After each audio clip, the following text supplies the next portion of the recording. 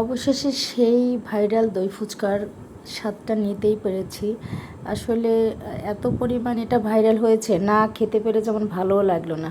আমিও স্বাদ নিতে চলে গেলাম গুলশান দই এক নামেই যাওয়া যায়। আমরা বনানী থেকে রিকশায় চলে গেলাম গুলশান দইয়ে। ওখানে গিয়ে কোনোভাবেই আমরা ভিড় সামলিয়ে জন্য ফুচকার কাছাকাছি যেতে পারছিলাম না। 1 ঘন্টা লাইনে দাঁড়িয়ে থেকে তারপর আমরা ফুচকার প্লেটটা পেলাম এবং একটা প্লেটই অর্ডার করতে পেরেছিলাম।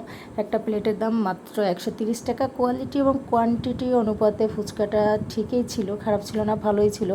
এবং ওদের কাজের স্পিড দেখে তো আমার খুব ভালো লেগেছিল।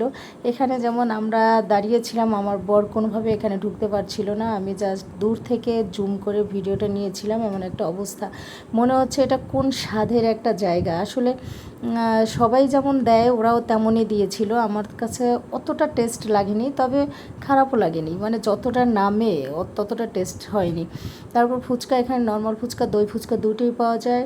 দই ফুচকা 130 টাকা প্লেট, নর্মাল ফুচকা কত এটা জিজ্ঞাসা করা হয়নি। তবে ওদের ফুচকা রাখার স্টাইলটা আমার কাছে খুব ভালো লেগেছে। নিচে আগুনের কয়লার সাথে আগুন জ্বলতেছে ঠিক অনেকটা, মানে প্রায় 2-3 ফিট উঁচুতে ওরা ফুচকাগুলো রাখে এবং গরম গরম ফুচকা বানিয়ে দেওয়া হয়, যার কারণে ফুচকাটা একটু মচমচাই থাকে। নয়তো দই ফুচকা, ম্যাক্সিমাম দই ফুচকাগুলো একটু নরম হয়ে যায়, ওদের ফুচকাগুলো অত নরম হয় না। এটাই হয়তো ওদের স্পেশালিটি। ভালোই, তোমাদের নিতে হলে চলে যাও গুলশান দই ফুচকা।